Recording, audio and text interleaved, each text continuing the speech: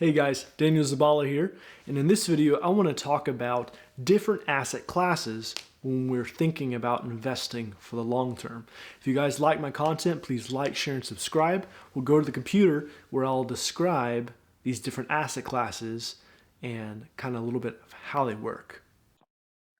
So when we start learning about basic finance, we want to initially start by investing for the long term. That should be our focus. So when we say investing for long term, technically in the investment world, an investment would be anything that you would buy and hold on to for longer than a year period. But we're going to say really we should be thinking 5, 10, 15, 20 years and beyond. That really is long term. So at least 5 years, but really thinking, 10 to 20 years into the future. If we're going to put money into something, we're going to hold it, not touch it as a long term investment. That's the time frame we want to be thinking about.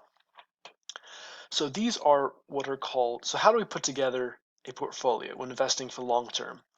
So equities, bonds, precious metals, commodities, and real estate would all be considered different asset classes. Okay, so equities refer to typically stocks. Okay, or ETFs or mutual funds, which I'll get into here in a second. But stocks are ownership in a company. When you invest in a stock, when you buy a stock or buy shares of stock, you are becoming an owner of a company, becoming one of the owners of a company, of a publicly traded company on the stock market. Um, Now, again, stock is ownership in a company. So mutual funds and ETFs are very similar. These are both baskets of stocks. Think about it. It's like if you wanted to buy some fruit, if you wanted, you could go and you could buy a single apple, or a single orange or a single banana. That'd be like purchasing one share of stock, right, in a individual company. But if you wanted to go buy a basket of fruit with apples, oranges, bananas, some grapes, maybe a pineapple, that basket, okay, would be like if we invested through a mutual fund or through an ETF, okay? Each fruit in that basket represents a different stock in a company, right? But really it'd be like not even the whole fruit. It'd be like if you were to take all the fruits in the basket and cut them all up and then only put pieces of those fruits in the baskets. That'd be like investing in a mutual fund or an ETF. Okay, the difference, some financial gurus like Dave Ramsey, for example, he's a big advocate for mutual funds. I do not like mutual funds because of what I know about finance. ETFs are a much better, better deal, we'll call it, because of the expenses. The advantage to mutual funds is that you can set a certain dollar amount, a fixed dollar amount each month, and invest automatically in that mutual fund. So if you're going to set aside $100 every single month, you can do that automatically, and it'll purchase shares of the mutual fund. That's the major advantage. The downside is the fees that come with investing in a mutual fund. You have and there are always more fees than you see on the surface when you read the prospectus. It's a booklet that you'll get probably multiple times a year for whatever mutual funds you have put money into. So ETFs are virtually the same product, except the fees that are in mutual funds are not there. And the reason for that is mutual funds have a fund manager that is actively buying and selling stocks within those mutual funds to try and maximize profits. Statistically, when we understand the financial markets, we know that mutual fund managers on average, do not outperform the market, meaning they do not outperform ETFs. You could have the same basket of stocks and mutual fund has a manager, ETF does not, and you're going to make the same rate of return, maybe even higher ETFs when you factor in the fees. You're better off in doing yourself a favor and educating yourself financially. The more you learn, the more you know, the better financial decisions you'll be able to make. It's amazing how when it comes to money and finance, it's really all about knowledge, having the knowledge of knowing what you can do and when you should do it when it comes to decision making with finance. And we're talking about investing today. So mutual funds versus ETFs, it's like a basket of stocks. or it could be bonds or any other of these asset classes, but we're talking about stocks right now. Equities, think stocks, which are ownership in a company. Common stock is what you and I will typically think of when we hear the word stock. Common stock is ownership in a company. That is the stock you'll see traded on the exchanges. So like McDonald's would be MCD, Apple, AAPL. Those are the ticker symbols that refer to those common stock. Okay, preferred stock is not traded, typically not traded on the financial exchanges. That's a different form of ownership. It's still ownership in the company, but it's different. So it's more something you can read on your own. Investopedia.com is a great resource if you want to find out what preferred stock is and how it works. Moving on to bonds, I would say there's three major types of bonds. We have corporate bonds, government bonds, and municipal bonds. Bonds are someone else's debt, okay? So when you become a shareholder, you own stock, you become an owner in a company. Well, a company, the reason companies issue shares of common stock, or preferred stock for that matter, is to raise money for the company so they can grow the business. They can also raise money for the company by issuing corporate bonds, which are debt, the company's debt. So they can raise money in three ways. They can go issue common stock, they can take out a loan from a bank, or they can issue corporate bonds. Corporate bonds are for companies, corporations. So they issue the debt, you buy that debt, and in return they give you a fixed rate of return in the form of a dividend yield or corporate bond yield.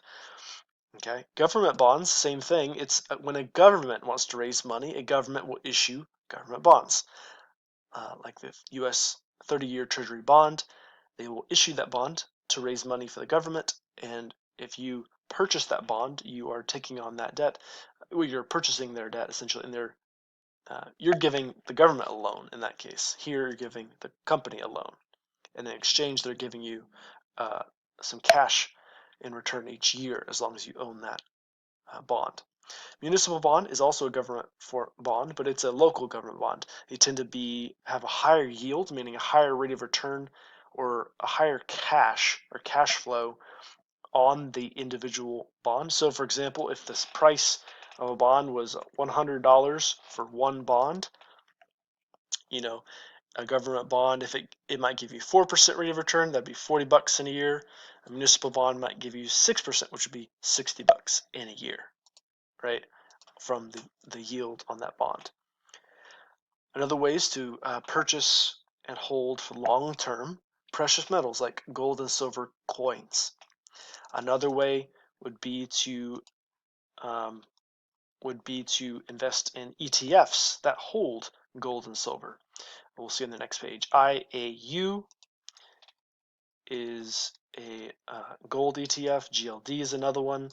SLV is a silver ETF that follows the price of gold and silver, as an example. So if you don't want to own the physical coins, you can do it in the form of an ETF. Commodities are think oil, natural gas, agricultural products like corn, wheat, soy, coffee. Those are all commodities. Technically, precious metals are commodities as well. We call these hard commodities. Agricultural products we call soft commodities.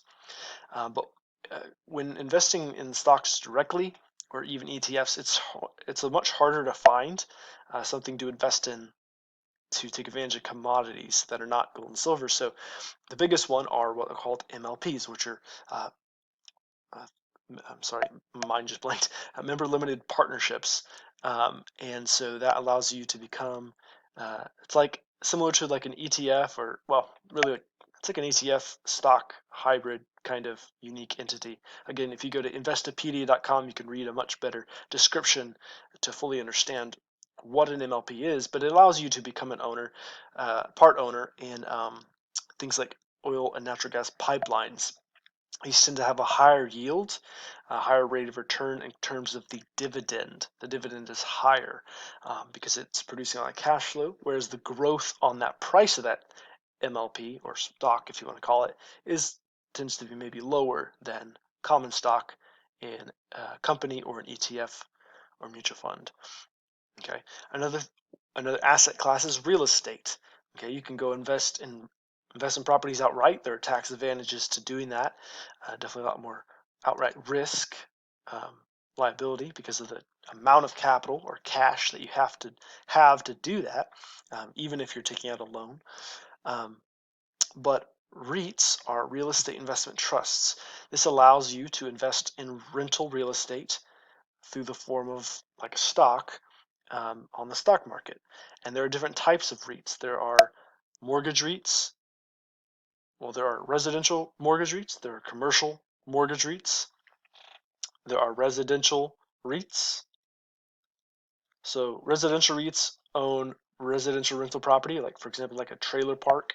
Residential mortgage REITs actually only deal with the loans, the mortgages on a set of residential properties. Okay, the difference between owning the properties themselves versus just owning a bunch of debt, the loans themselves. Same thing with commercial properties, commercial REITs, commercial mortgage REITs. You have office REITs, um, several different types of REITs, real estate investment trusts. If you want to have something that has the higher cash flow, for example, in your Roth IRA, retirement account, or just you want to have rental property, some form of investment in real estate, REITs are an interesting way to go about doing that. And annuities, another type of investment. I wouldn't call it an asset class. I won't get into annuities. I don't care for annuities. There are some good ones. There are a lot of bad ones you want to stay away from. Definitely want to do your own research to read about and learn about the different types of annuities and the pros and cons. A lot of older people tend to get preyed upon by certain financial companies and get sold a lot of crappy annuities that are really, really horrible products and just and ultimately do not benefit those clients or customers, unfortunately. But there are some good ones out there. You just need to understand what they are, the different types, and how they work. UITs are another. I would classify it similar like annuities. It's not its own asset class. It's a unit investment trust. And a lot of times it'll kind of combine common stock and bonds together through a company to invest in. I'm not familiar with these a whole lot. I just know that it is another name out there in the investment world. So last little bit here, diversification. What is that? Diversification is having different asset classes in your portfolio. Okay, if you had $100,000 to invest, what would you invest it in, right? Diversifying. So you might have a little bit in equities, like stocks, you might have some in bonds, precious metals, and commodities and real estate, right? Allocation, how much of each class set you have in your portfolio.